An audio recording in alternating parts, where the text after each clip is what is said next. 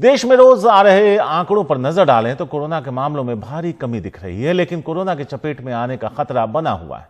America के बाद भारत पहला देश बन गया जहां कोरोना से संक्रमित लोगों की तादाद 1 करोड़ से पार हो गई। अभी भी 3 लाख से ज्यादा एक्टिव केस देश में हैं, लेकिन हम लापरवाह होते जा रहे हैं। ध्यान रहे, मामलों में कमी जरूर आई है, लेकिन कोरोना कहीं गया नहीं है। एक विस्तृत रिपोर्ट देखिए।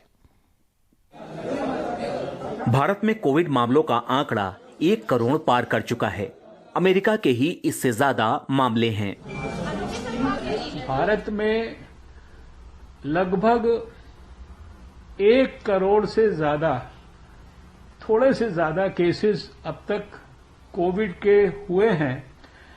ऐसे में हम देखते हैं कि उस 1 करोड़ में से 95,50,000 से ज्यादा केसेस वो ठीक होकर अपने घर चले गए हैं और भारत का रिकवरी रेट दुनिया में सबसे ज्यादा 95.46% है।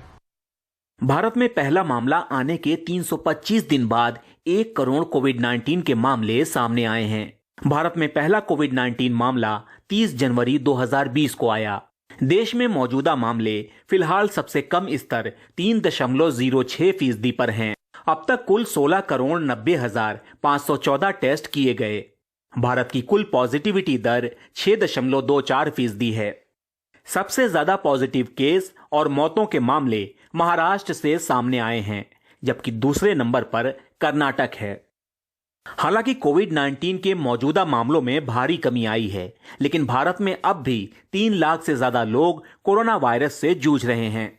सरकार का दावा है कि अगले 6 महीने तक भारत में 30 करोड़ से ज्यादा लोगों को टीका लग जाएगा। हमारे वैज्ञानिकों ने मिलकर, हमारे हेल्थ के एक्सपर्ट्स ने मिलकर और उन्होंने सब जो वैक्सीन डेवलपमेंट पे काम किया है, विज्ञान की जो रिसर्च पर काम किया है, जीनोम सीक्वेंसिंग पर काम किया है, वायरस के आइसोलेशन पर काम किया है। अगले 6 से 7-8 महीनों के बीच में लगभग 30 करोड़ लोगों को वैक्सीन देने की हम स्थिति में हैं।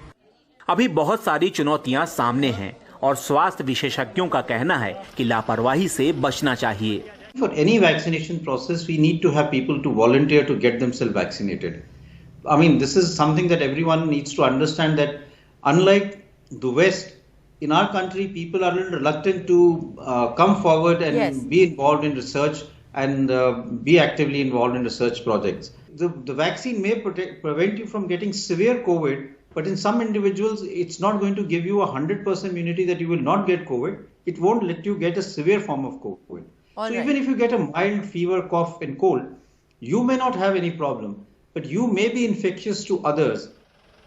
कोविड-19 के घटते मामलों से राहत तो जरूर मिली है, लेकिन चिकित्सा विशेषज्ञों का कहना है कि जब तक देश के ज्यादातर लोगों को टीका नहीं लग जाता, तब तक कोरोना के नियमों का पालन करना बहुत जरूरी है। दिल्ली से अक्षय डोंगरे की रिपोर्ट, एनडीटीवी इंडिया।